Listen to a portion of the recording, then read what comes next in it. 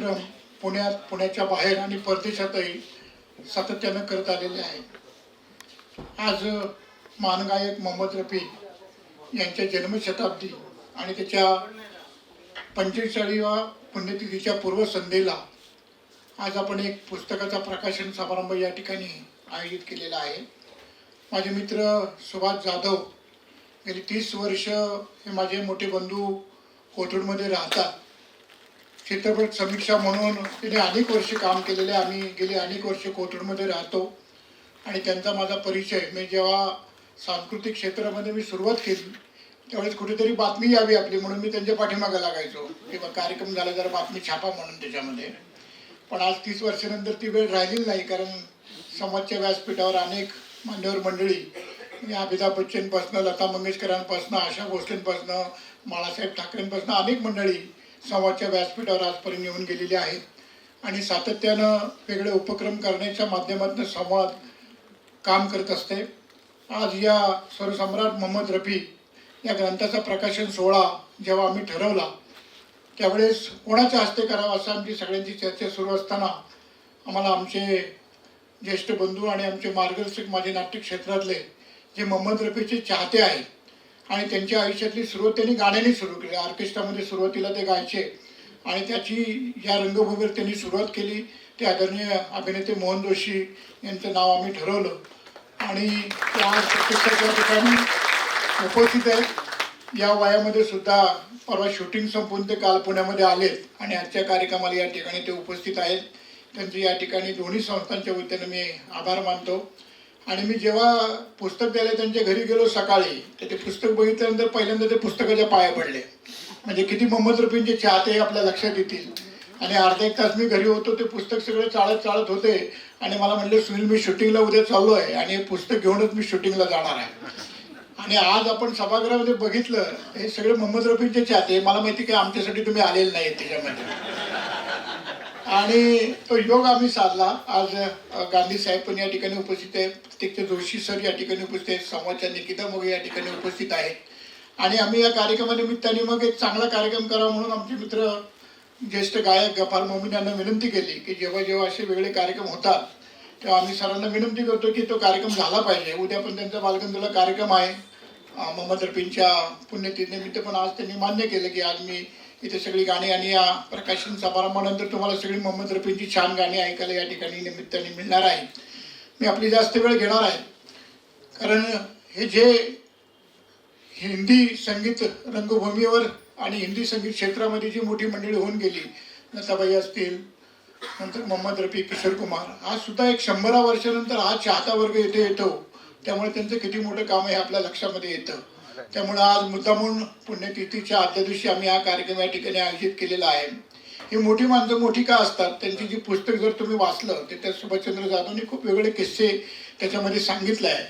आणि या क्षेत्रामध्ये जी ज्येष्ठ मंडळी जी या मोठ्या मंडळीवर काम करतात ते सगळीची मंडळी सांगतात की एवढा मोठा गायक असून एक तो चांगला माणूस म्हणून होता. त्यांचे जर संगीत क्षेत्रातले सगळे जर किस्से आपण बघितले आणि आज हे आपण तुम्ही कुठे प्रवासामध्ये असा, फ्लाईटमध्ये असा, आपण गाडीने प्रवास करतो कुठे असं, तर मोहम्मद रफी, आशाबाई, किशोर कुमारांची गाणी ऐकल्याशिवाय आपण जात नाही. आज सकाळपासून सकाळी जेव्हा मी घरातनं निघालो आणि गाडीमध्ये सुरू केलं तेव्हा पहिली मोहम्मद रफीचीच गाणी सुरू झाली आज सकाळपासून. आणि आज दिवसभर मोहम्मद रफीची गाणी जगामध्ये सगळीकडे वाचतायत त्याच्यामध्ये तिथे.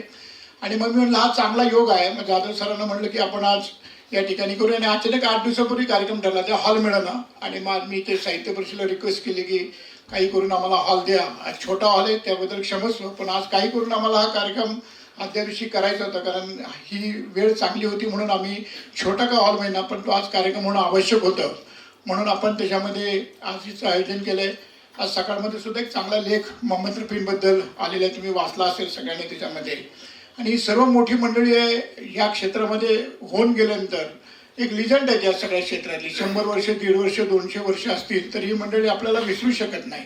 ही गेलेल्या मंडळींची आठवण करणं, त्यानिमित्ताने कार्यक्रम करणं आणि आज आम्ही सांस्कृतिक क्षेत्रात काम करत असताना या आम्ही ऋण मानतो की ही सगळी मोठी मंडळी होऊन गेली की त्यांच्याबद्दल काहीतरी कार्यक्रम होणं, लोकांसमोर आणणं हा त्या पाठीमागचा उद्देश त्या ठिकाणी या कार्यक्रमाच्या निमित्ताने आहे.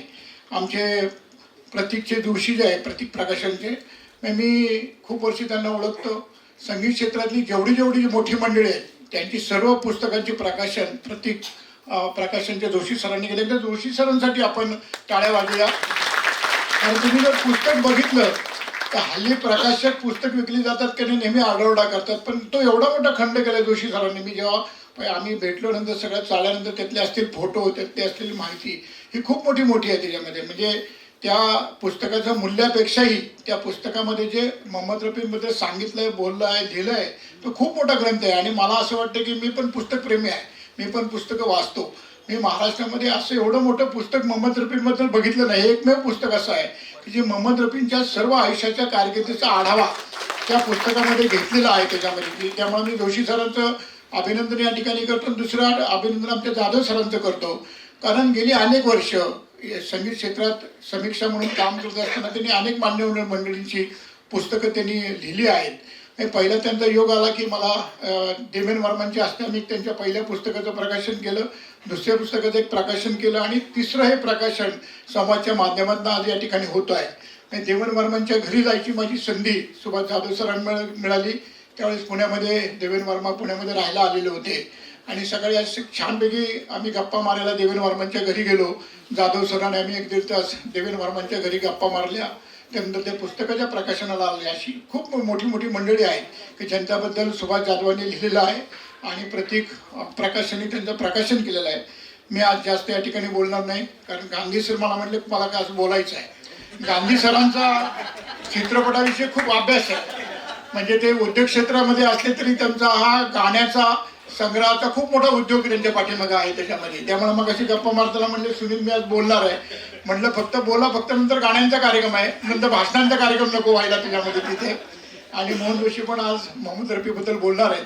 त्यामुळे या दोन्ही संस्थांच्या वतीनं या ठिकाणी उपस्थित असलेले आपण सर्व मोहम्मद रफीचे चाहते, माध्यमातले प्रतिनिधी आणि व्यासपीठावर उपस्थित असलेले सर्व मान्य, मी बघतो की ही सगळी मंडळी चेहऱ्यावर एक छानपैकी आज कार्यक्रमाचा आनंद घेण्यासाठी सर्व आपण या ठिकाणी आतुरलेले आहात. त्यामुळं आपण असलेल्या सर्व रसिकांचंही दोन्ही संस्थांच्या वतीने या ठिकाणी स्वागत करतो आणि जास्त बोलत नाही. धन्यवाद. खूप पत्र आली, खूप सूचना आल्या की त्याच्यामध्ये तुम्ही गाणी का ॲड केलेली नाही आहेत, हे का केलेलं नाही, हे संगीतकार राहिले, ते संगीतकार राहिले. मग आम्ही एक एक गोष्टी शोधत गेलो, काढत गेलो. आणि असं करत करत ते आज आमचं पुस्तक याची ही 3री आवृत्ती आज आमची इथे निघती आहे. आणि या समारंभाला मोहन जोशी म्हटलं तर तसा माझा तो लहान मित्र पण आहे आणि आम्ही एका वाड्यात राहिलेलो आहे. मोहन जोशी जसा रफी भक्त आहे तेवढं एकच बोलून मी सांगतो की त्याची आई सुद्धा त्याच्यापेक्षा जास्त रफी भक्त होती. आणि त्याच्या आईला मी रफीची 150 गाणी रेकॉर्डिंग करून दिलेली होती. त्याच्यावर जयंत मित्राबरोबर मी आलो होतो. बस, बाकी मी जास्त काही बोलत नाही रफीबद्दल, बाकीची सगळी लोक बोलतील. टाटा मोटर्स मधले माझे बिग बॉस असलेले व्ही गांधी साहेब, अष्टपैलू अभिनेते मोहन जोशी साहेब, माझा आदराचं स्थान असलेले संगीतकार प्राध्यापक स्वातचंद्र कुलकर्णी सर, माझे जिवलग मित्र असलेले अरविंद ढवळे, बिपिन पंडित, आणि 70 सालापासून जो माझा बालमित्र म्हणता येईल तो बाबा जगदाळे.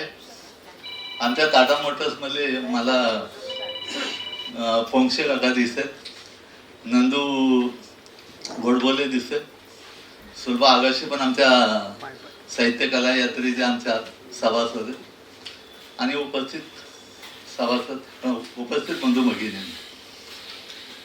वाचता मला माझं एखादं तरी पुस्तक प्रसिद्ध होईल की नाही ह्याची शंका होती. आणि असं असताना हे आज माझं 25वं पुस्तक प्रसिद्ध होत आहे. वाचकांच्या प्रभा जोशी मॅडम मागे आलेले आहेत, मी त्यांचंही स्वागत करतो.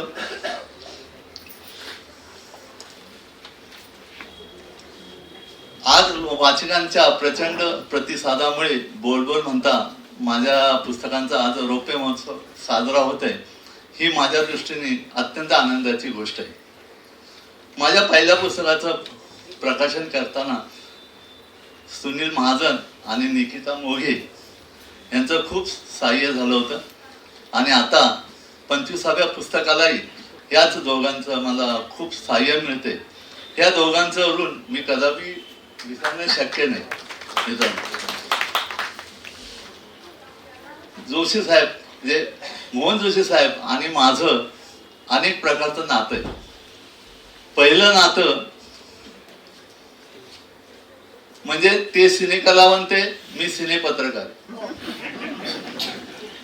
दुसरी गोष्ट, ज्या किर्लोस्कर ऑइल इंजिन मध्ये ते नोकरीला होते त्याच किर्लोस्कर ऑइल इंजिन मध्ये 1970 साली मी अप्रेंटिस म्हणून काम करत होते. ते ऑर्केस्ट्रामध्ये रफीची गाणी गात होते. त्या ऑर्केस्ट्राच्या अनेक कार्यक्रमाला मी जाऊन म्हणजे उपस्थित राहत होतो आणि मला त्यांचे गाणं नेहमी आवडायचं. दुल्हन एक रात की मतलब एक हसी शाम को दिल मेरा खो गया. आणि खरंच किती गाणं ऐकताना मी दिल खो गया असंच व्हायचं माझ्या. तिसरं आणि अत्यंत महत्वाचं कारण म्हणजे ज्या नव्या पेठेमध्ये ते राहत होते त्याच नव्या पेठेतल्या मुलीबरोबर माझं लग्न झालं. म्हणजे मी तुमचा जावई आहे. तुमचं नटखट हे आत्मचरित्र वाचताना त्यातल्या ज्या नव्या पेठेतल्या आठवणी तुम्ही लिहिल्यात ते ऐकताना माझी बायको त्यामध्ये रमून गेली. कारण बायकांना माहेर आणि माहेरची माणसं किती प्रिय असतात हे मी नको सांगायला. आणि असं आपल्या माहेरच्या माणसाच्या हस्ते आपल्या नवऱ्याच्या पुस्तकाचं प्रकाशन होते ही तिच्या दृष्टीने अत्यंत आनंदाची गोष्ट आहे. आमचे गांधी साहेब हे टाटा मोटर्स मध्ये अगदी वरच्या पोस्टवर होते.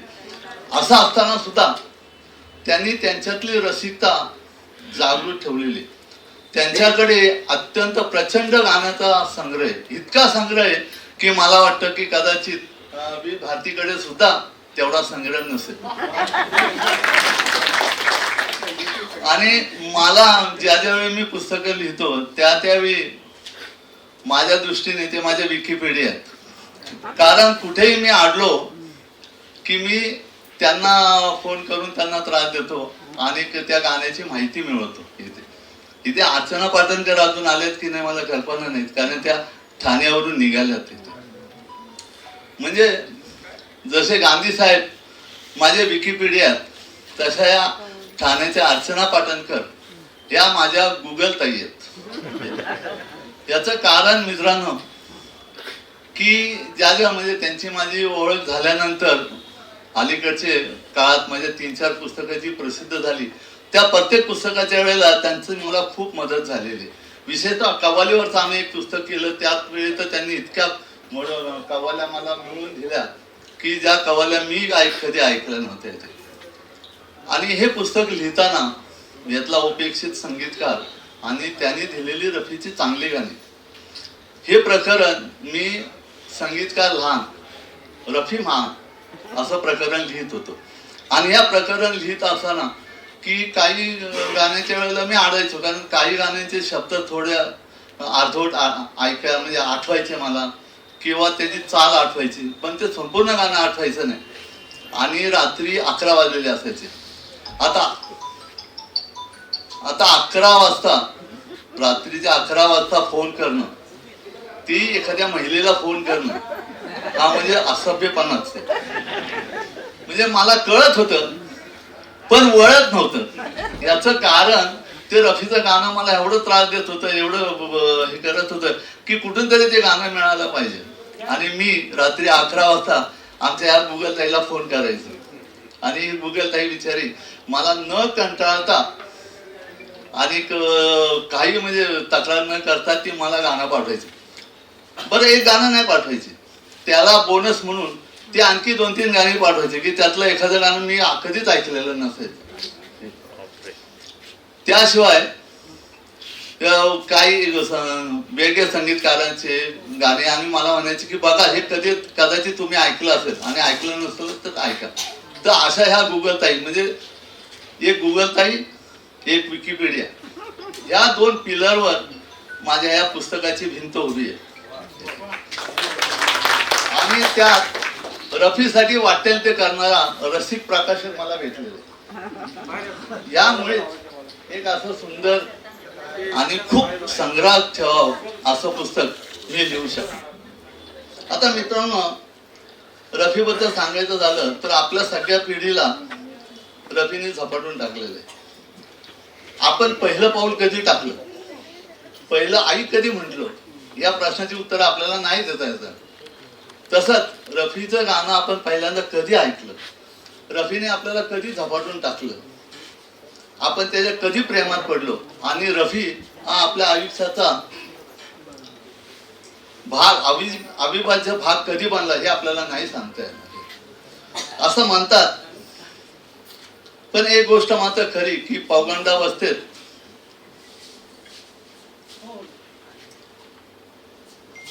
तुमच्याबद्दल मी आत्ताच सांगितलं, या ठाण्यावरून आलेल्या अर्चनाताई पाटण मी त्यांना सांगितलं की तुम्ही माझ्या दृष्टीने गुगलताई आहात आणि मी रात्री 11 वाजता सुद्धा मी तुम्हाला कसा त्रास देतो येते. आणि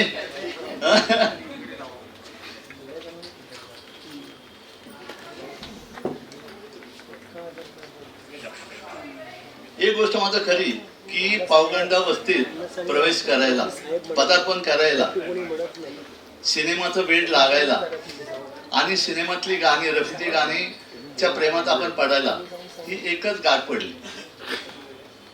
त्यामुळे असं म्हणतात की अमावस्येच्या रात्री जर तुम्ही पिंपळाच्या झाडाखाली गेलात तर तिथं बसलेली भूतं तुम्हाला झपाटतात.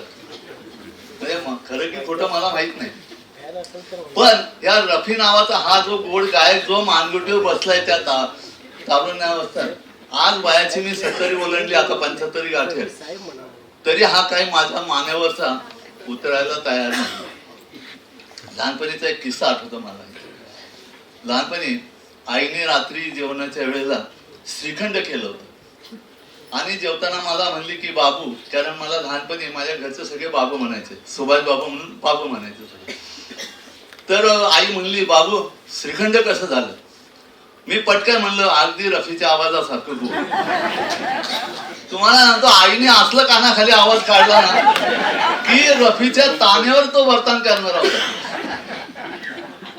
आई वडिलांना म्हणायची हे कार्टे आहे ना सिनेमाच्या वेडापायी वाया गेलंय, मला काय याचं लक्षण चांगलं दिसत नाही. पण आज तिचं हे कार्ट आज लेखक बनले, तिची 25 पुस्तकं प्रसिद्ध झाली. ते पाहिलं आज आई पण नाही वडील पण नाही. लता दीदी म्हणतात की जुनी गाणी लोकांना का आवडतात तर त्याच्या मागे त्यांच्या काही आठवणी ह्या जोडलेल्या असतात. खरं आहे मित्रांनो, मी 8वीत असताना माझ्या वडिलांचं निधन झालं आणि त्यावेळी धगधगत्या वडिलांच्या धगधगत्या चितेसमोर उभा असताना आणि डोळ्यासमोर गडद अंधार दाटलेला असताना माझं सांत्वन करण्याला फक्त रफी आला आणि तो येऊन माझ्या कानाशी म्हणला, गम की अंधेरी रात में दिल को ना बेकरार कर, सुबह जरूर आएगी, सुबह का इंतजार कर. मित्रांनो, वडिलांच्या निधनानंतर घरात दारिद्र्य शिरलं. मॅट्रिक नंतर माझं शिक्षण थांबलं, नोकरीसाठी वनवन फिरणं आलं. खूप काही वेळेला म्हणजे नैराश्य दाटून यायचं. पण अशा प्रत्येक वेळेला पाठीमागे असायचा तो रफी असायचा आणि तो त्याच्या गाण्यातनं सांगायचा, तकदीर कहाँ ले जाएगी मालूम नहीं लेकिन आएगी, लेकिन है यकीन आएगी मंजिल, आएगी मंजिल. आणि रफीच्या अशा ह्या गाण्यांमुळे एक सकारात्मकता मनामध्ये यायला लागली आणि मग मी सुद्धा मैं जिंदगी का साथ निभाता चला गया, हर फिक्र को दुहे में उडाता चला गया असं जगत आहे. खरंच रफीची ही जी गाणी, ही जुनी गाणी जी आहेत, ही आपल्या जीवन प्रवासातली ताण लाडू भूक लाडू आहेत मित्रांनो. अशा या स्वर सम्राटाला भेटण्याचा मला 2दा योग आला होता आणि दोन्ही वेळेला अगदी गमतीशीर योग आला होता. पहिला योग आला 1970 साली. त्यावेळी पुण्यामध्ये लक्ष्मीकांत प्यारेलाल नाईट होती आणि त्या लक्ष्मीकांत प्यारेलाल नाईट साठी एक दिवस अमीन सायनी, एक दिवस राजेंद्र कुमार आणि एक दिवस मोहम्मद रफी असे तिघं तिकीट विक्रीसाठी आले होते कॅम्पमध्ये.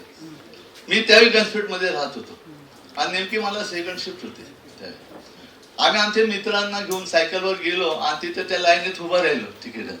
आता तिथं त्यांनी पद्धत कशी केली होती की एक जण असा किती रुपयाचं तिकीट पाहिजे तो पैसे घेणार आणि ते तिकीट फाडून दुसऱ्या सांगणार एवढ्या पैशाचं तिकीट. तो तिकीट फाडणार आणि रफी साहेबांच्या हातात देणार आणि मग रफी साहेब ते तिकीट ज्याला पाहिजे त्याला देणार. आता मला आठवते की शेवटचं तिकीट 10 रुपयाचं होतं, पण 1970 साली खिशात पैसाच नसायचा. आम्ही आपले मित्र सगळे तसे उडान टाकू सगळे आणि उभं राहिलो लाईनीत उभं राहिलो आणि आलो आम्ही तिथपर्यंत. तर तो म्हणला की किती रुपयाचं तिकीट पाहिजे. म्हणलं आम्हाला तिकीट नको, आमच्याकडे पैसेच नाही. मग कशासाठी आलं. आम्हाला रफी साहेबांकडे. ते रफीने ऐकल्यावर ते पण हसले आणि मग आम्ही आलो कारण आम्हाला फक्त रफी साहेबांच्या हातात हात मिळवायचं होतं, बाकी काही नव्हतं. आणि ते आल्यानंतर आमचे मित्र सगळे ते कुणीतरी हे म्हणलं रफी साहेब का गाणं पडेगा असं म्हणलं. बाहेर जी गर्दी होती त्यांनी उचलून धरलं. नाही रफी साहेब का गाणं पडेगा. रफी साहेब म्हणाले अरे इथे हार्मोनियम नाही कुछ नाही मी कैसे गाऊ. नाही आपको गाणं पडेगा. आणि मग रफी साहेबांनी ते पाहिलं सगळे गर्दी आणि मग रफी साहेबांनी ते गाणं गायलं भार फुल बरसाव मेरा महबूबा आहे. कारण ते त्यावेळेला त्यांचं गाजलेलं गाणं होतं. त्यांना पद्मश्री पण त्याच वेळेला मिळाली. हा एक प्रसंग. दुसरा प्रसंग तोही मोठा गमतीशीर. मी जसा रफीचा चाहता तसा मी शंकरजी संत चाहता. म्हणजे मी शंकरजी संत अंधभक्तच येते कारण इसाक मुलावर किंवा शिरीष कणेकर हे मला अंधभक्त म्हणूनच बोलवायचे होते. इसाक मुजावरांनी माझ्यावर फ्लॅशबॅक लिहिलेलं आहे की मी किती अंधभक्त होतो. तर मी मुंबईला गेलो की पहिला मी याला फेमसला जायचो आणि शंकरजीच्या रूम मध्ये त्यांना भेटायला जायचो आणि तिथे शंकरजी भेटायचे कारण त्यांची कामं पण कमी झाली होती. मी पुण्याहून त्यांना भेटायला येतो ह्याचं त्यांना खूप अप्रूप होतं. पण आणि कधी शंकरजी भेटले नाही तर तिथं कळायचं की त्यांचं रेकॉर्डिंग कुठं चालू आहे. तर मला कळालं की तुमच्या अच्छा कोण मधलं गाण्याचं रेकॉर्डिंग चालू आहे. मी गेलो तिथे तर मला त्यांनी पाहिलं तर मला बोलवलं त्यांनी आतमध्ये. गेलो तर रफी साहेब ते टीक ओके होत आला होता. आता रफी साहेबांची एक सवय होती. मला गायिका उषाती मोती यांनी ती सवय सांगितली होती की रफी साहेब टेक झाला की खिशातून कांगवा काढायचे. आता त्यांना छान पैकी टक्कल होत पण ती त्यांची सवय होती की टेक झाला की कांगवा काढायचे आणि फिरवायचे. त्यांनी कांगवा काढला की वादक समजायचे की टेक झालाय की सगळे आपल्या आवरावरी करायला मोकळे व्हायचे. पण त्या दिवशी काय रफी साहेबांनी कांगवा काढला नाही आणि ते शंकरजींना म्हणले की मला ह्या गाण्याचं परत टेक करायचं. तर शंकरजींना कळे ना टेक तर चांगला झालाय काय प्रॉब्लेम नाही ना मला परत गायचं. आता रफी साहेब जेव्हा म्हणतात की मला परत गाणं गायचं म्हणलं काय तर ठीक आहे म्हणले शंकरजी म्हणले. तर म्हणे नाही मला सुंदर पोरी पाहिजेत समोर. शंकरजी आणखी गोंधळले की काय प्रकार आहे. तर बरं ठीक आहे म्हणे. मग त्यांनी लगेच प्रोडक्शन मॅनेजरला सांगितलं की इथं जरा सुंदर मुली पाठवून दे. आता फिल्म लाईनीमध्ये सुंदर पोरींना तोटाच नसतो. त्यांनी लगेच प्रोडक्शन मॅनेजरनी मुली बोलवल्या आणि तांडा आला मुलींचा. रफी साहेबांनी सांगितलं की ह्या सगळ्या मुलींना माझ्यासमोर उभं करायचं पण त्यांना ताकीद द्यायची की कुणीही माझ्याकडे बघायचं नाही.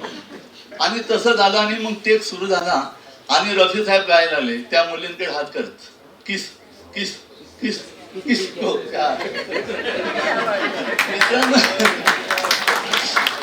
माझं नशीब त्या मी एवढं जोरदार होतं की त्या तो प्रसंग पाहिला रफी साहेबांचा तो मिस्किलपणा पाहिला आणि लव्ह मॅरेज मध्ये ते गाणं आठवलं मला देवानंदचं की किस्मत को शायद याद आ गए हम. म्हणजे मला माझ्या नशिबाला ते तो प्रसंग पाहायची संधी मला मिळाली. तर हा असे रफी साहेब मिस्किल होते.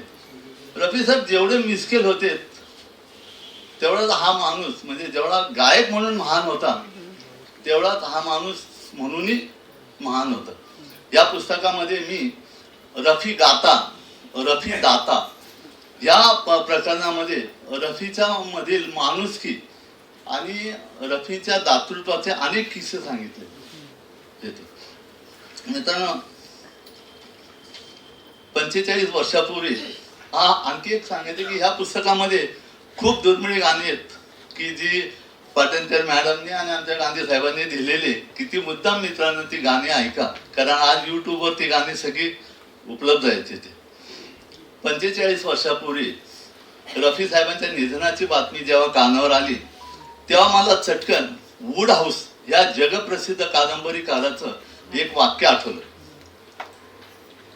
आपल्या मुलीच्या निधनाची बातमी ऐकल्यानंतर हा वूड हाऊस साहित्य म्हणजे कादंबरीकार उत्स्फूर्तपणे म्हणाला होता, I thought she was immortal. मला वाटलं ती अमरच आहे. मित्रांनो, रफी साहेबांच्या निधनाची बातमी ऐकण्यापूर्वी आपल्या सगळ्यांना वाटत होतं की रफी अमरच आहेत, आणि आज काळाने ती गोष्ट सिद्ध केलेली की आज त्यांना जाऊन 45 वर्ष झालेली आहेत, पण रफी साहेब अमर आहेत. तुम्ही पहा ना की रफी साहेबांच्या समकालीन असलेले एक किशोर कुमारचा अपवाद वगळला तर त्यांच्या समकालीन असलेले गायक किती आठवतात आजच्या पिढीला येते, किंवा त्याची सावली म्हणून जे वावरत होती मुन्ना आजी, शबीर कुमार, ती मंडळी कुठे आहे? इतकंच कशाला, तो उदित नारायण, कुमार शानू, अभिजित भट्टाचार्य ही मंडळी आज कुठे? पण रफी साहेब असा एकही दिवस नाही की आपल्या कानावर रफी साहेबांचं गाणं पडत नाही, की रफी साहेबांचं गाणं आपण ऐकत नाही येते. मला संगीतकार नौशादचा मुलगा राजू नौशाद म्हणाला होता कि खुदा ने रफी को उम्र कम और जिंदगी बहुत दी. मित्रांनो, आजच्या ह्या प्रकाशन सोहळ्याचा कार्यक्रम पाहताना मला इक्बाल दरबार यांची खूप आठवण होती. कारण जसं सुनील महाजन माझ्या पाठीशी खंबीरपणे उभे आहेत तसेच इक्बाल दरबारी माझ्या पाठीशी खंबीरपणे उभे होते. माझ्या ज्यावेळी रफी साहेबांवरचं पहिलं पुस्तक प्रकाशित होणार होतं त्यावेळी मी इक्बाल दरबारला म्हणलं की माझी इच्छा आहे की पालखीतून रफी साहेबांची पुस्तकं आणायची मिळवत, आणि त्यावेळी मला बँड पाहिजे सगळ्यात. इक्बाल दरबारनी एक पैसाही न घेता त्याचा अख्खा बँड मला दिलेला होता आणि त्याचा कार्यक्रम पण केला होता. आज या इक्बाल भाईची मला खूप आठवण येते. मित्रांनो, आजच्या कार्यक्रमाला मोहन जोशी साहेबांनी ग्लॅमर आणून दिलेले. या कार्यक्रमाचं निवेदन करणाऱ्या चिन्मय चित्तीस या पण आमच्या टाटा मोटर्स येतात. म्हणजे त्यांचे पती आमच्या टाटा मोटर्सच्या लिगल सेल मध्ये काम करत होते. म्हणजे एका दृष्टीने ते आमच्या टाटा मोटर्सच्याच आहेत. आणि आपण सगळे इतका उपस्थित आले. स्वातंत्र्य सर तर इतका बिझी, त्यांचं शेड्यूल मला माहिती आहे, आणि बिझी शेड्यूल एक करून सुद्धा म्हणजे बाजूला सारून ते आलेले आहेत तिथे. मॅडम ठाण्यावरून आल्यात पावसाचा दिवस असताना, तरी आपल्या सगळ्यांचं मी येऊन कसं व्यक्त करू. मला परत रफी साहेबांचीच आठवण होते आणि त्यांचंच गाणं आठवतं. त्या गाण्याने मी माझा मनोगताचा शेवट करतो कि एहसान मेरे दिल पे तुम्हारा है दोस्तों, ये दिल तुम्हारे प्यार का हमारा है. कुछ नहीं रह गया आपने जो कहा वो उसी को यहाँ लिख के लाया. आज मैं थोड़ा हिंदी में बोल रहा हूँ कि मराठी बोलेगा तो यह हॉल हरा खाली हो जाएगा. तो मंच पर बैठे सभी अतिथि गण को अभिवादन. मोहन जोशी सर को हम सबका अभिवादन. इतने वयस्क होने के बाद भी उन्होंने हम लोगों के लिए समय निकाला, ये हमारे लिए बहुत गर्व की बात है. मैं आपका वो एक मूवी देखा था, तू तिथे मी, दैट वाज अराउंड 90 के आसपास था. बहुत मतलब 3 या 4 बार देखा. बहुत मतलब वो इतना इमोशनल मूवी. और यहाँ पर अपोलो चौक में कोई थिएटर है, प्रभात थिएटर. तो सर आपको विश्वास नहीं करेंगे, उसका ब्लैक में टिकट लेके हम लोगों ने बहुत पॉपुलर. बाद में खैर उसी मूवी को फिर बागबान नाम से बनाया गया था, लेकिन जो तू तिथे नहीं बना उसको कोई कॉपी नहीं कर सकता. दैट इज वही एक मेरी जहन में अभी तक है. बाद में आपके बहुत सारे हिंदी पिक्चर्स भी आए, गंगा जल, नीति जल वगैरह। Each movie is a class. और आज मैं सुभाष से तो मैं हर रोज मिलता हूँ, मैं सोचा कि आज आपको सुनने के लिए मैं यहाँ आया हूँ, मैं यहाँ कुछ बोलने वाला नहीं। सर का ही हमें सुनना है, क्योंकि पिक्चर्स में तो हम उनके डायलॉग और एक्टिंग तो देखते हैं, आज लाइव जब उनको सुनेंगे तो इससे बड़ा हमारे लिए और क्या सौभाग्य होगा सर। तो इतने अच्छा यहाँ ग्रुप है, सुबह से मैं कहूँगा कि अगली बार आप हॉल जरा डबल ये करो, क्योंकि बहुत सारे हमारे मित्र जो है मैं देख रहा हूँ कि वो विंडोज़ में है, कहीं ऊपर में है, तो सभी का मैं स्वागत करता हूँ। और अगर मैं बोलने में कुछ या कहीं कुछ गलतियाँ हो गई तो माफ़ कीजिएगा। एक छोटा सा मैं इसमें करेक्शन करना चाहता था। तो मेरे परिचय में जब बताया गया कि हाँ मेरा नाम गांधी है, यस, पहला मेरा नाम गांधी ही है, first name is Gandhi, then surname is Wadla Patla, जो बहुत डिफिकल्ट होता है लोगों को कहने के लिए। तो बहुत सारे लोग समझते हैं कि मैं शायद गुजराती हूँ या पारसी हूँ, नहीं, मैं साउथ इंडिया से हूँ, हैदराबाद, तेलुगु स्पीकिंग। बिकॉज मेरा जन्म 2 अक्टूबर को हुआ, तो इसलिए माता पिता ने पता नहीं गांधी नाम क्यों रख दिया। तो उसी नाम से लोग जानते हैं। और खैर वो नाम को मैं थोड़ा छुपाना भी चाहता हूँ, लेकिन अब छुप नहीं पाता है, क्योंकि गांधी अभी भी चले आ रही है। और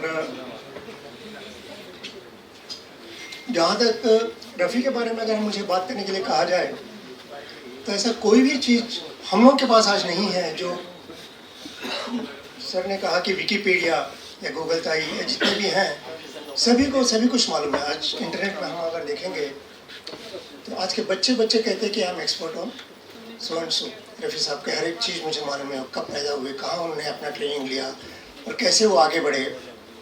आजकल सभी को सभी चीज़ पता है।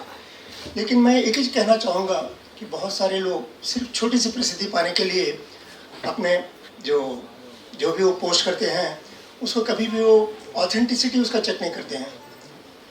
एक गुण मैंने सुभाष में देखा है कि अगर मैंने उसे कुछ कहा तो 4 बार वो मुझसे पूछते हैं कि गांधी सर ये जो आप कह रहे हैं कि इसका करेक्ट है क्या, तो फिर मैं उनको उसी ऑडियो या उसी वीडियो का एक क्लिप भेजता हूँ जो रियली एक संगीतकार या गीतकार या उनके मुँह से कहा गया है। तो नेचुरली संगीतकार और गीतकार तो कभी कुछ गलत तो नहीं कहेंगे, और कभी कभी कोई ओल्ड क्लिपिंग मिल जाती है तो उनका भी मैं आवाज़ उनको देता हूँ कि इससे बड़ा ऑथेंटिसिटी और कुछ नहीं होगा।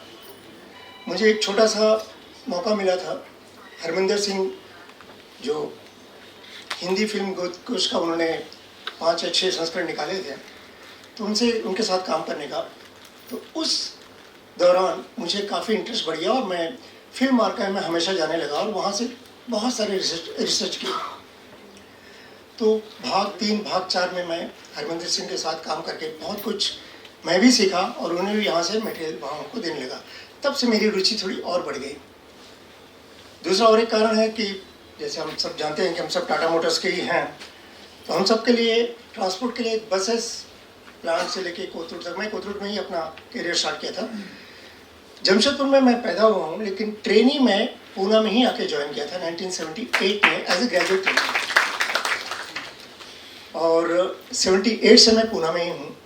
मराठी सीखा हूँ और बोल भी लेता हूँ, लेकिन आप सबको देख के डर लगता है कि नहीं इतने बड़े बड़े ज्ञानी लोगों के सामने मैं मराठी नहीं बोल पाऊँगा, तो मुझे अपना मजाक नहीं बनाना है और कार्यक्रम को अच्छे से चलने देना है, इसलिए मैं मराठी में बात नहीं कर रहा हूँ।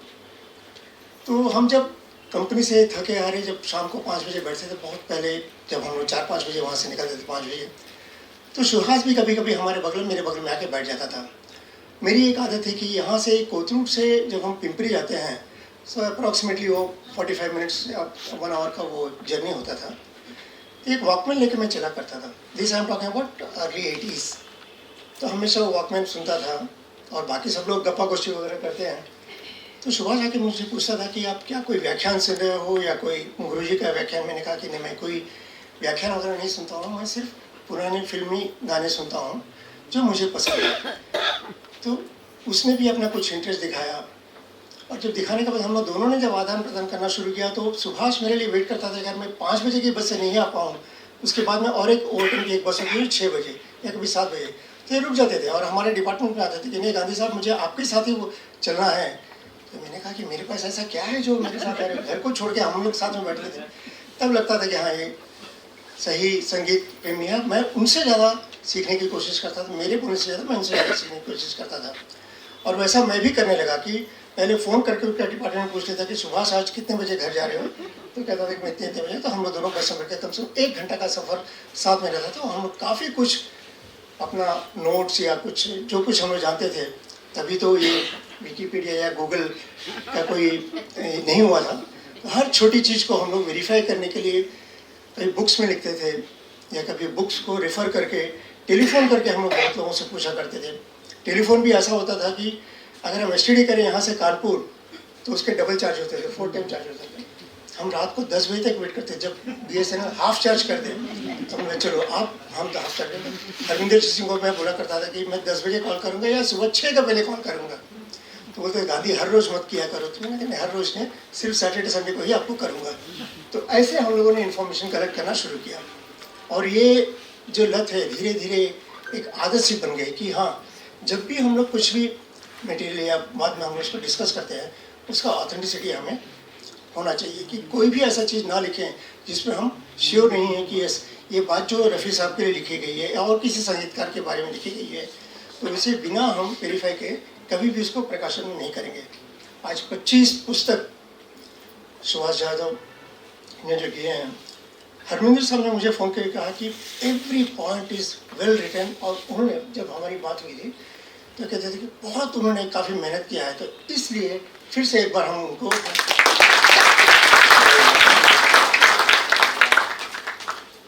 अब मोहम्मद रफ़ी साहब के बारे में बात करना, तो मैं तो काफ़ी यहाँ देख के अच्छा लग रहा है कि हम सब लोग सभी लोग कम से कम 50+ हैं। कुछ बच्चे जो हैं जो 20s में है या इन देयर टीन्स, आप लोगों ने बेटा शायद नहीं सुना होगा मोहम्मद रफ़ी का नाम, या सुना भी होगा तो गाने बहुत कम सुने होंगे। आप सब तो अभी अरिजीत सिंह या वो सब जो है इस ज़माने के हैं, लेकिन सभी गायक अच्छे हैं। हम किसी को ये नहीं कहते कि एक कोई ज़्यादा है कोई कम है। रफ़ी साहब ने क्या स्ट्रगल किया अपने लाइफ में, उसके बारे में अगर हम थोड़ा समझ लें, जो आपके पुस्तक में भी डिटेल मिल जाएंगे। तो प्लेबैक जो है रफ़ी साहब का, हम ये कह सकते हैं कि फर्स्ट प्लेबैक जो सिंगर जो बहुत ही उन्होंने रियली प्लेबैक को प्लेबैक की तरह गाया, वो रफ़ी साहब को उसका श्रेय जाता है। हम थोड़ा और पीछे जाएं, खासकर बच्चों के लिए 1931 में फर्स्ट इंडियन टॉकी मूवीज आई थी। इसे हम सबको पता है, मैं नहीं कह रहा हूँ, आप विकीपीडिया में भी चेक कर सकते हैं या गूगल में भी चेक कर सकते हैं। फिल्म आपका इसमें जाके चेक कीजिए। फर्स्ट हिंदी फिल्म जब आई आलम आरा, उस फिल्म में पहली बार जब लोगों को सब कुछ अच्छा लगा, साइलेंट फिल्म तो बहुत पहले बने थे, उसके पहले आलम आरा जब फिल्म बनी थी तो सिनेमा और संगीत का एक इतना अच्छा मेल है कि लोगों ने तब से शुरू किया था कि हम पिक्चर भी देखने के साथ साथ में कुछ अच्छा संगीत भी हो। उससे पहले जब साइलेंट सॉन्ग्स वगैरह, जब साइलेंट मूवी जब होते थे, सामने में कुछ वाद्य लेके लोग बैठे रहते थे। हमारे नौशाद साहब भी उसमें कुछ ऐसा वाद्य वगैरह बजाए थे। तो आलम आरा जब पिक्चर जब आई 1931 में, तो दे दे खुदा के नाम प्यारे एक पहला सॉन्ग जो है, वो सॉन्ग जब लोगों को लगा कि ये अब प्लेबैक है या उन्होंने खुद गाया है, तो उस ज़माने में प्लेबैक का कोई कंसेप्ट नहीं हुआ करता था। WM खान, उन्होंने इस गीत को गाया, वो एक फ़कीर की भूमिका उसमें निभा रहे थे। अनफॉर्चुनेटली आलम आरा की पिक्चर का कोई भी प्रिंट, जो फर्स्ट पिक्चर है उसका कोई भी प्रिंट कहीं भी अवेलेबल नहीं है। उस वक्त अर्देशीर ईरानी साहब ने ऐसा, शायद उनके पास कोई फैसिलिटीज़ नहीं थे कि कोई भी प्रिंट या क्लिपिंग हम रखें। उसके बाद में 1956, फिर 1973 में यही फिल्म दोबारा बनी आलम आरा, उसी नाम से, same concept, same music and same music means गाने वगैरह वही थे। तो 56 और 73 में उसी आलम आरा में WM खान जो हैं उन्होंने अपनी आवाज़ दी थी, दे दे खुदा के नाम प्यारे, सेम ट्यून जिसको एक मिस्त्री साहब ने उसका संगीत दिया था। तो वो हमारे पास एक धरोहर है कि प्लेबैक नहीं, ये मूव फिल्मों में सिंगर्स को खुद गाना पड़ता था। अब अड़चन ये थी कि 1931-32 में जब सिंगर्स को खुद गाना पड़ता था, तो नेचुरली वो देखने में भी थोड़ा अच्छा होना चाहिए, चॉकलेटी हीरो या कुछ ग्लैमरस, ग्लैमरस स्टार जो सर का भी हमने कहा ना, तो ऐसा होना चाहिए। तो अनफॉर्चुनेटली उस जमाने में लोग बहुत कम आते थे पिक्चर्स मैंने मूवीज़ में। मास्टर विट्ठल ये नाम हम सब ने सुना है। मास्टर विट्ठल सर उस फिल्म में मुख्य भूमिका निभाए थे, जुबैदा भी थी, W.M. खान भी थे। तो अनफॉर्चुनेटली मास्टर विट्ठल का जो वॉइस मॉड्यूलेशन जो भी हम कहते हैं आवाज़ वगैरह, वो इतना अच्छा नहीं था। तो ये फर्स्ट टॉकी फिल्म थी, तो लोगों को बहुत अपेक्षा होती कि अरे पिक्चर जो चल रहा है उसमें लोग बोलते भी हैं, पर्दे से आवाज़ भी आती है, ये लोगों के लिए बहुत कुछ एक आश्चर्य था। तो उसको जीवन करने के लिए अब मास्टर विट्ठल जब बात करते थे, तो अभी तो कम से कम मैं थोड़ा बहुत बोल लेता हूँ, उस ज़माने में उनकी आवाज़ बहुत कम सुनाई पड़ती थी या वो इतना अच्छा वॉइस मॉड्यूलेशन नहीं कर पा रहे थे। फिर उनके आवाज़ को एडिट किया गया और उन्हें बहुत कम डायलॉग दिए गए फिल्म में, जबकि वज़ीर मोहम्मद खान वो और जुबैदा वगैरह उन्होंने फुल अच्छे डायलॉग्स वगैरह बोले और गीत भी करीब करीब 7 सॉन्ग्स है उसमें, जुबैदा भी ने कुछ गाए गए हैं और जैसे अभी मैंने कहा कि W.M. खान ने भी कुछ गाए गए।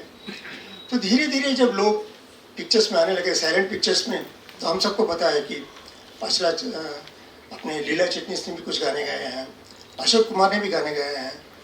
तो उस ज़माने में अशोक कुमार का अगर आप गाना सुनेंगे तो हंसेंगे हम लोग कि मैं बन के चिड़िया बन बन बोल रही, ऐसा एक ही पेड़ पे रह के गाना, फिर वो आवाज़ भी इतनी अच्छी नहीं निकलती थी। और वो कुछ ऐसा होता था कि तब प्लेबैक का वहाँ इनोवेशन नहीं हुआ था। 1935 उस साल नितिन बोस सर एक फिल्म बना रहे थे, धूप छाँव इसका नाम है। तब वो एक ऐसी छोटी घटना हुई कि धूप छाँव में जब वो पंकज मलिक साहब को शूटिंग के लिए लेके जाने वाले थे, तब देखा कि वो नीचे गाड़ी में खड़े के वहाँ हॉर्न बजा रहे हैं, पंकज मलिक को नीचे आओ। तो पंकज मलिक अपने कोई रेडियोग्राम पे वो एक रिकॉर्ड सुन रहे थे और उनके भी आवाज़ उसमें काफ़ी ज़ोर ज़ोर से आ रही थी। तो नितिन बोस साहब ने उनसे पूछा कि ये आप नीचे क्यों नहीं आए? तो कहा कि नहीं, मैं अपने गाने का प्रैक्टिस कर रहा हूँ एक ग्रामोफोन रिकॉर्ड बजा के। तब नितिन बोस के दिमाग में आया कि अगर ऐसा पॉसिबल है तो इसी कंसेप्ट को हम लोग फिल्म में क्यों ना यूज़ करें। तो तब R.C. बोराल साहब धूप छाँव फिल्म के म्यूजिक डायरेक्टर थे, तो उनके साथ मिलके उन्होंने केसी दे, ये भी नाम आपने सुना होगा, मन्ना डे सर के अंकल हैं, तो उनके साथ फर्स्ट प्लेबैक सॉन्ग उन्होंने रिकॉर्ड किया। वही धूप छाँव फिल्म बाद में बंगाली में भी बनी, मैंने उससे साथ साथ बंगाली में भी बनी। तब जाके फर्स्ट प्लेबैक का यहाँ पर इंडिया में हम लोग सुनने को मिला, दैट इज द फिल्म धूप छाँव। अब जब प्लेबैक आ गया तो जितने भी हीरोज थे जिसको अच्छा गाने वगैरह नहीं आता था, खासकर अशोक कुमार साहब वगैरह की हम बात कर रहे हैं, बहुत रिलीफ हो गई, चलो अब मुझे पिक्चर में गाना नहीं गाना पड़ेगा, कोई और मेरे लिए गाएगा।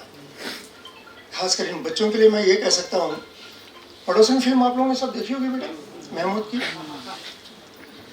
उसमें सायरा बानो कुछ गाना वाना गाती रहती है और जब सुनील दत्त जो है, भोला उसका नाम है उसमें, तो सुनील दत्त भी उसको इम्प्रेस करने के लिए कुछ प्रैक्टिस वैक्टिस करता है लेकिन वो गा नहीं पाता है और वो सीन सामने में ही रहती है। तो सुनील दत्त को लगता है कि अब इसको हम कैसे उसको हम इम्प्रेस करें।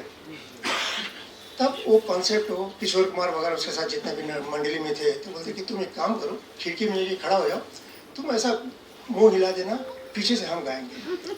केशव मुखर्जी वगैरह सब थे, वो अपना तो उसका एक छोटा सा उदाहरण है कि मेरे सामने वाली खिड़की में, हो सकता है कि शायद वही गाना होगा जो मैं कह रहा हूँ, वो पर्दा वर्दा उड़ा के सामने गाने लगता। तो तब फिर सायरा बानो काफ़ी इम्प्रेस होती है, अरे ये तो दिखने में भी ठीक ठाक है, उसकी आवाज़ भी काफ़ी अच्छी है, शी गेट्स इम्प्रेस्ड। बाद में खैर उसका पोल खुल जाता है तो बात की पता लगे।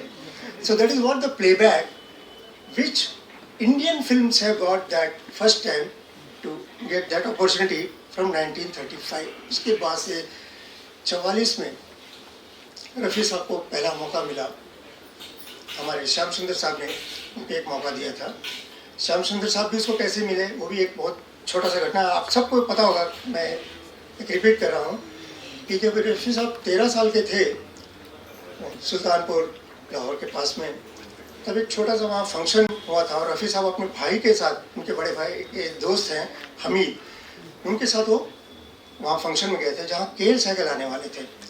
के L Saigal was very very popular singer KL Saigal, Noor Jahan, Suraiya, they were all called as a singing stars. मतलब खुद भी गाते थे और फिल्म में अच्छा एक्टिंग भी कर लेते, देखने में भी काफ़ी ठीक ठाक थे, डायलॉग्स भी अच्छा बोल लेते थे। तो KL साहब भी जब उनके यहाँ गाने गए तो रफ़ी साहब वॉज ओनली 13 ईयर्स ओल्ड। तो ऐसा हुआ था कि जैसे वो मंच पे जाके KL साहब जहाँ गाने वाले थे, अनफॉर्चुनेटली वहाँ का पावर चला गया और ऐसे ही भीड़ थी वहाँ पर। अब आप समझ लीजिए कि मोहन जोशी सर अभी आने में वक्त है और यहाँ पावर नहीं, मोहन जोशी साहब यहाँ, तो सब लोग मोहन जोशी सर का ही वेट कर रहे हैं। गांधी वहाँ बीच में आ गए तो सब बोतल बोतल फेंक रहे, कह रहे क्या तुम हटो, हमें मोहन जोशी को देखना है, सर को देखना है। तो अब वो जब भीड़ भाड़ जब काबू से बाहर होने लगी तो हमीद भाई ने ऐसा कहा, एक छोटा काम करते हैं, पावर अभी चले गए तो सहगल साहब बिना स्पीकर या बिना माइक्रोफोन के नहीं गाते हैं, तो उनको होटल में ही रहने देंगे। एक छोटा सा बच्चा है 13 साल का, जिसको हम स्टेज को संभालने के लिए देते हैं। तो अब वहाँ के जो भी ऑर्गेनाइजर्स हैं उन्होंने मान लिया कि ठीक है ये तो करना चाहिए। तो उन्होंने उस 13 साल के बच्चे को कहा कि stop gap arrangement till the power comes, कि आप गाना शुरू करो। यू वोंट बिलीव, ये तो खैर मैं रफ़ी साहब की ही आवाज़ में सुना था कहीं पर या उनके बहुत करीबी उनके ब्रदर के साथ। तो जब रफ़ी साहब ने गाना गाया तो लोग इतने मंत्रमुग्ध हो गए कि हॉल में बिल्कुल सन्नाटा छा गया, सब कुछ लोग आराम से बैठ गए। उनको ऐसा लगा जैसे KL साहब को जो सुनने आए हैं वैसा एक माहौल छा गया उस एरिया पे। और फिर बीच में जब लाइट आई फिर लोग KL साहब आए वहाँ, तो रफ़ी साहब वहाँ से लाइट आने के बाद वो फिर वापस जाके स्टेज में बैठ गए और KL सहगल साहब ने जब उनको टेक ओवर किया पता ही नहीं चला, इतना smooth transition that at the age of 13। तो उसी भीड़ में श्याम सुंदर साहब भी थे, एक बहुत बड़े संगीतकार, वो भी वहाँ सुनने आए थे सहगल साहब को। जब उन्होंने रफ़ी साहब को सुना तो कहा कि बेटा तुम थोड़ा और संगीत का अच्छा रियाज करो और हमें कभी बॉम्बे में आके मिलना।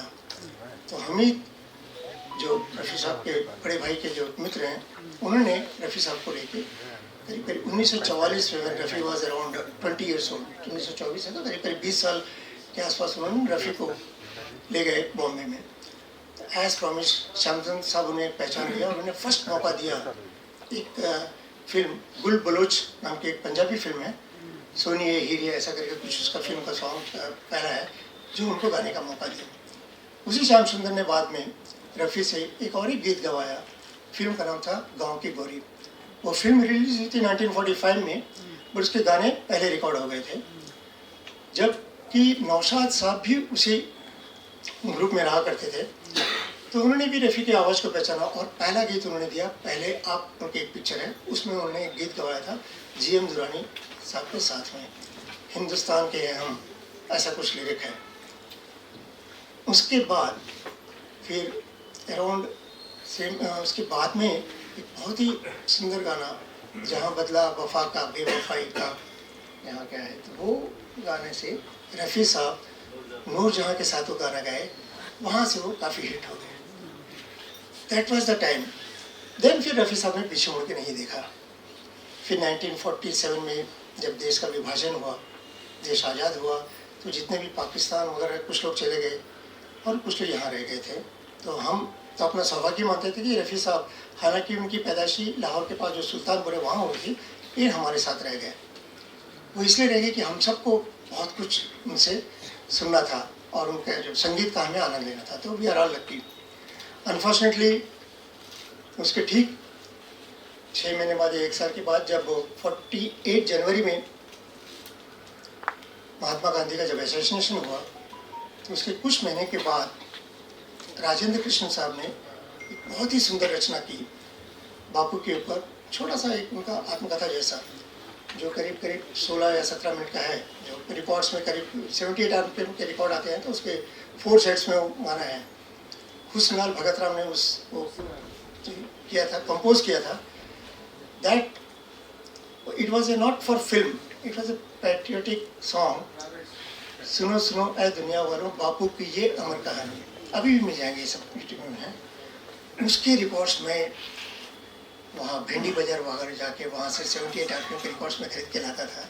वो सब हम लोग तब सुनते थे, 48 की बात है। तो ये जब गीत इतना प्रसिद्ध हो गया और ये कोई फिल्म का गीत नहीं है, प्राइवेट सॉन्ग है। तब जवाहरलाल नेहरू जब उस वक्त के प्रधानमंत्री थे, उन्होंने रफ़ी को बुला के 48 में जब फर्स्ट हमारा इंडिपेंडेंस डे का जो एनिवर्सरी हुआ था, तब रफ़ी साहब को उन्होंने बुला के वही मेडल दिया था, जो रफ़ी साहब उसको अभी भी उनके साथ में है, आखिरी समय तक उस मेडल को अपने पास में रखते थे। That is what is Rafi. तो ये उस गाने को खुद के लिए मैंने देश के लिए उन्होंने एक पहला ये पैट्रियोटिक सॉन्ग गाया था। फिर 48 के बाद में तो अब धीरे धीरे फिल्मों का थोड़ा सा माहौल बदलने लगा। जो भी अब पुराने क्लासिकल या फोक सॉन्ग्स है जो कुछ होते थे, संगीतकारों ने उसी फोक सॉन्ग्स और उसी क्लासिकल धुन को अपने ढंग से पिरो के फिल्मों में देना शुरू किया। और 48 के बाद से हमारे लाइट सॉन्ग्स के काफ़ी प्रचलन में आ गए। और फिर तो रफ़ी साहब ने कभी पीछे मुड़े तो धीरे धीरे वो भी आगे बढ़ने लगे। मेल सिंगर्स में रफ़ी साहब आगे बढ़ने लगे, और फीमेल सिंगर्स में जैसा हम सब जानते हैं कि लता ताई भी 49 में आई थिंक जो महल का जो पहला गाना जो प्रसिद्ध हुआ था, दैट वाज given A playback for Madhubala, तो उस गाने से लता भी काफ़ी आगे आ गई थी। ये सब जब आने लगे तो रफ़ी साहब को सिर्फ एक आवाज़ ही नहीं थी, उनके पास अब जो जितने भी चॉकलेटी हीरोज हैं, मैं चॉकलेटी बार बार इसलिए कह रहा हूँ कि देवानंद को लोग चॉकलेटी हीरो कहते हैं। डायलॉग वगैरह काफ़ी अच्छा बोलते हैं, लेकिन गाने में वो थोड़ा सा पीछे रह जाता है। अच्छा हो गया देवानंद साहब थोड़े बाद में फिल्म में आए, हालांकि वो भी 23-24 में कभी पैदा हुए थे। अशोक कुमार के साथ अगर आते थे तो पहले हमें फिर वो देवानंद की आवाज़ सुनने मिलती थी, देवानंद और सुरैया की आवाज़ है। तो इन सब चॉकलेटी हीरोज के साथ जब हम गा रहे हैं, मैडम बोले कि आप जरा भाषण कम करो। ठीक है मैडम, यहाँ मैं अपना सिर्फ अनुभव बता रहा हूँ। मैं क्षमा चाहता हूँ कि इसमें कुछ भी ऐसा मैं नहीं कहूँगा जो वेरीफाइड नहीं है। तब वो चॉकलेट के साथ गाने लगे तो दिलीप कुमार साहब तो हमेशा गंभीर रहते हैं ऐसा, तो उनके लिए गाना, शम्मी कपूर तो हमेशा नाच कूद करते हैं, उनके लिए गाना, जॉनी वॉकर भी हमेशा पेड़ पे चढ़ के गाते हैं या ऐसे कुएं में चले जाते हैं, उनके लिए गाना, विश्वजीत जो सीधा चले जा रहे हैं उनके लिए गाना, जय मुखर्जी स्टेट खड़ा होकर गाना कहते हैं कहाँ से है, उनके लिए गाना। ये बहुत बड़ा चैलेंज हो गया था रफ़ी के लिए। तो उन्होंने कहा कि नहीं, प्लेबैक अगर मैं दे रहा हूँ, पिक्चर में जो सीन जो है वो लगना चाहिए कि उनकी ही आवाज़ में गा रहे हैं। तो वॉइस मॉड्यूलेशन करना, that far excellence, nobody else can do like Rafi. तो उन्होंने जब उसको करना शुरू किया, तो कल ही की बात है, कल आई थिंक 29 जुलाई को जॉनी वॉकर साहब का पुण्यतिथि था। मैं और मेरे वाइफ, मेरी अर्धांगिनी जो लक्ष्मी, हम लोग दोनों बाहर में सब मॉर्निंग में कॉफ़ी पी रहे थे, तो रेडियो बज रहा था।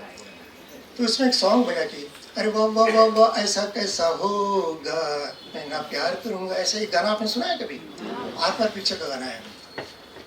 तो हम लोग कॉफ़ी पी रहे थे। मेरी वाइफ इतनी मैंने पुरानी फिल्मों की बहुत जानकार नहीं है, तो मुझे पूछे कि कोई जानियो करके पिक्चर की गाना है क्या?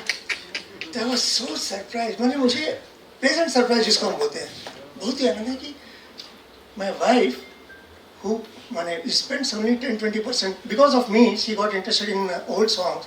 हालांकि वो भी सुनती है अरिजीत वगैरह ये सब, और श्रेया घोषाल वगैरह को सुनती है, तो वो इंडियन आइडल कभी मिस नहीं करती है। तो सुन के बोली कि जॉनी वगैरह का गाना है। Then I understood it's not the effect of that composer, it is the effect of Rafi साहब। कि रफ़ी साहब ने इतना सुंदर गाया कि लोग जो नया आदमी है वही उनको देखने आते हैं। जैसे हमने yesterday morning, तो आज वो कुछ काम से बाहर चले गई है ना, तो वो भी आती थी, तो बोलती थी मैंने ऐसा नहीं कहा था, कि शायद वो बोल सकती थी, लेकिन ये एक्चुअली फैक्ट है। तब हम समझ सकते हैं कि how Rafi has created his voice in the real mould of all our film stars.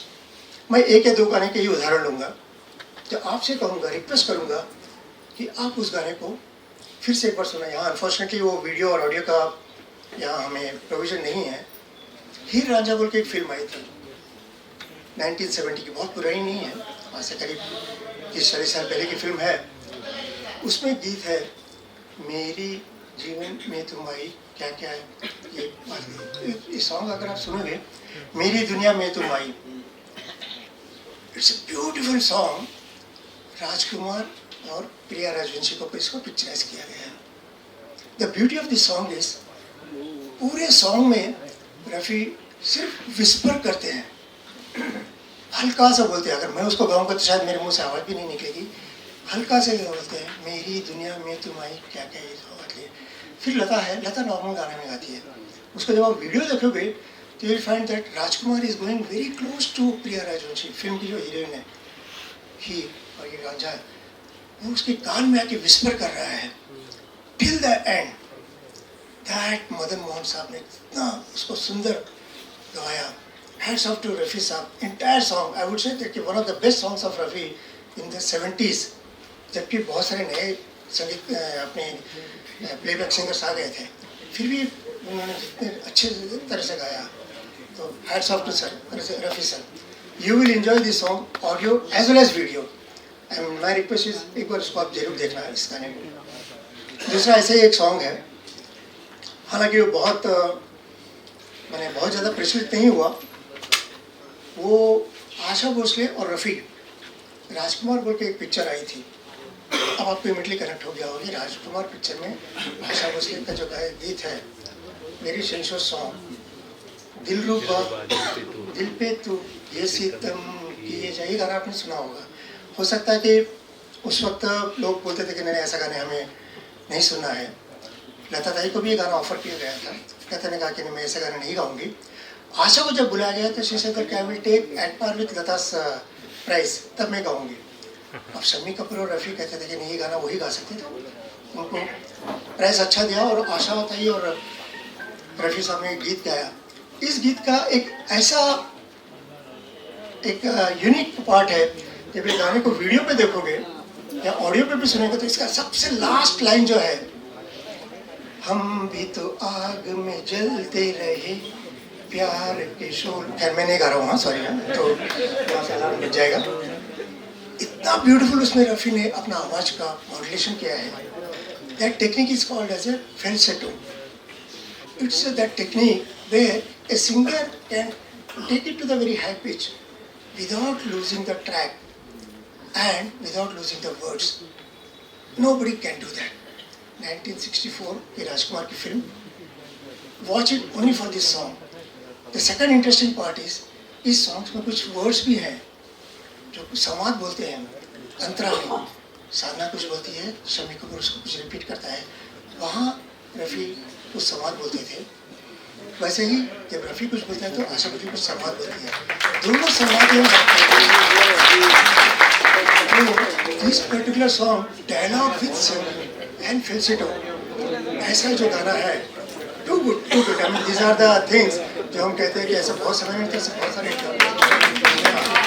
तो इसी के साथ मैं कहता हूँ कि सिर्फ रफ़ी को आप लोग स्टेज पे या पुस्तक पे मत देखिए, उसको सुनिए, सुन के उसका वीडियो भी देखिए, अपने सभी दोस्तों के साथ शेयर कीजिए। ऐसे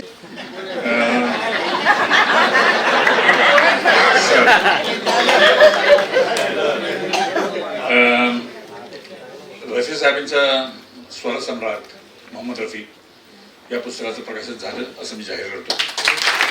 अर्थात हे जाहीर करण्याचं भाग्य मला लागलं, प्रकाशनाचं भाग्य मला लागलं, याबद्दल माझं मीच कौतुक करतो। तुम्ही तुमची जी अपेक्षा आहे की मला बोलता येतं तर बोलता येत नाही, मला माझं भाषण करणं फार आवड आहे। याचं कारण आम्हाला प्रॅक्टिस झाली की महिनाभर प्रॅक्टिस केल्यानंतर मग स्टेजवर जायचं, आठवत तर तेव्हाच होतं, आता असं होत नाही। आणि कुठले अर्थात रफी साहेबांचं बोलणं हे फारच मुश्किल काम आहे। याचं कारण त्यांचा इतका प्रचंड अभ्यास आहे।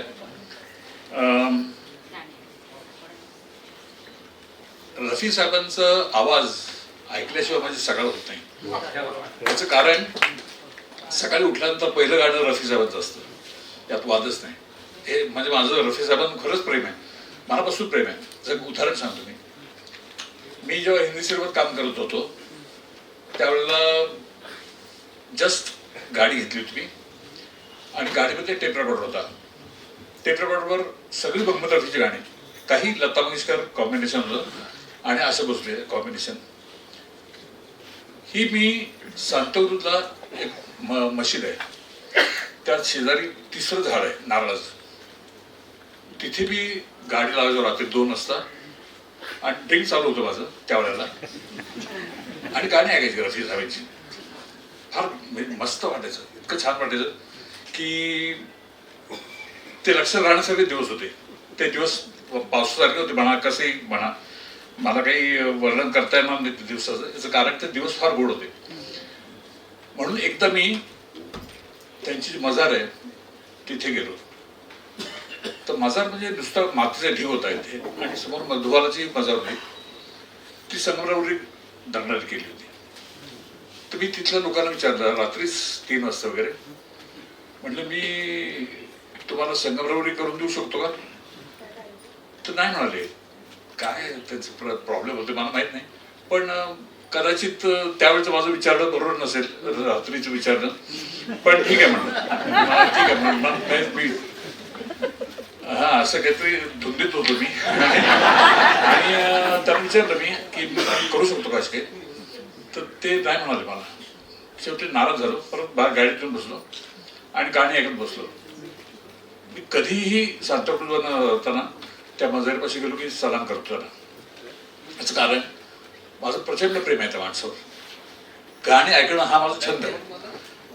एक प्रसंग असा घडला माझ्या आयुष्यात की मोहम्मद रफी साहेबांना मी कधी बघितलेलं नाही. म्हणजे माझ्या नशिबात नाही ते कधी बघणं, दुर्दैवाचं. पण आज रफी साहेबांचं नाव घेताना तर मला खूप आठवण येतात. पण ती एक आठवण होती. झी टीव्हीचं जीवनगौरव अवॉर्ड मला मिळालं होतं. आणि त्यावेळेला आमचे प्रोड्युसर होते. आमची सिरियल चालली होती त्यावेळेला, रेशीम गाठी असं काहीतरी, तुझी माझी रेशीम गाठ. तर त्यावेळेला आमचे प्रोड्युसर भोसले साहेब होते. ते मला म्हणाले की आपल्याला जायचं आहे शूटिंग संपल्यानंतर 6 वाजता जायचं आहे. आणि कुठे जायचं आहे? मयेकर साहेबांनी बोलवलं आहे. मयेकर साहेब म्हणजे झी टीव्हीचे इन्चार्ज होते. तर बांद्रामध्ये गेले.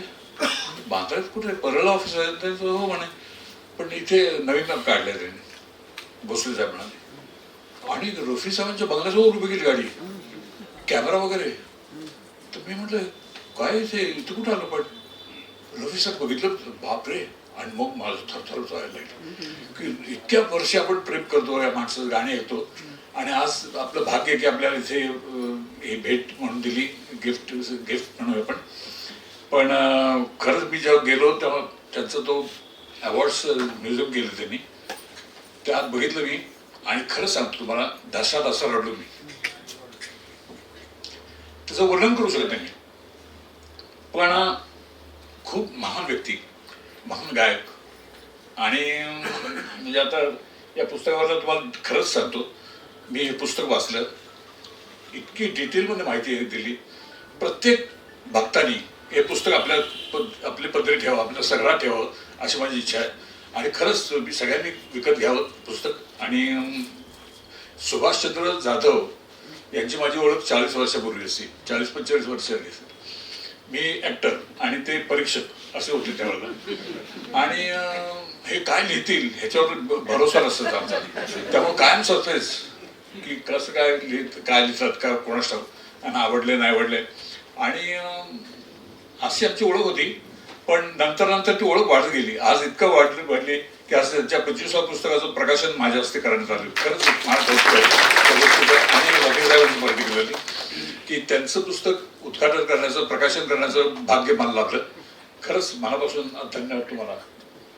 आणि गांधी साहेबांबद्दल बोलायला टेक्निकल माणूस आहे, पण तरी गाण्यातलं इतकं प्रचंड गाण्याचं ज्ञान आहे त्याचं की मी थक्क झालो ऐकून. म्हणजे आणि प्रवीण जोशी माझे वाड्यात राहतो आम्ही. वाड्यात आम्ही बरीच वर्ष काढली. आणि आता तुम्ही वगैरे म्हणत होता, पण मी अरे तुरे म्हणणार ना.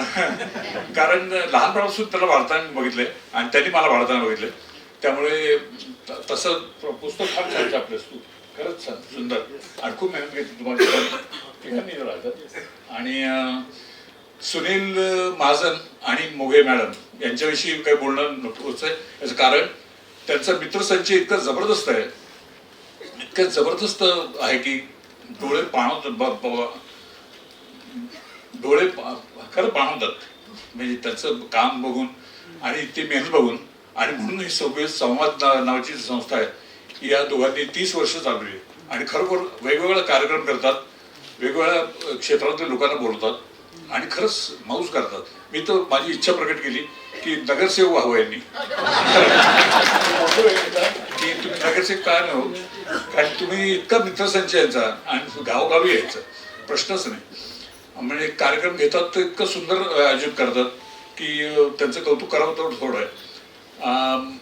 आज या निमित्ताने मला तुम्हाला सगळ्यांसमोर बोलणं पाळी आली, पण खरंच आज मी सर आहेत आमचे सुहासचंद्र कुलकर्णी सर गाण्यामध्ये मास्टर आहेत आणि त्यांचा ऑर्केस्ट्रा होता, पण त्यात माझी मिसेस होती खरंच व्हायलिन वाजवायला. सर चांगला म्हणजे चांगला तुम्ही म्हणून चांगलं म्हणजे चांगलंच असणार. तुमच्या शेजारी विद्यार्थी पण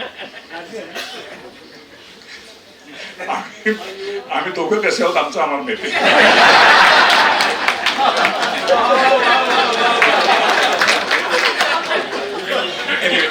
आजच्या या कार्यक्रमाला आपण सगळे उपस्थित राहाल त्याबद्दल तुम्हाला सगळ्यांचे आभार, तुम्हाला सगळ्यांचं स्वागत. आणि मी जास्त बोलत नाही कारण तुम्ही टाळ्या वाजवाल म्हणून सांगतो. Correct correct.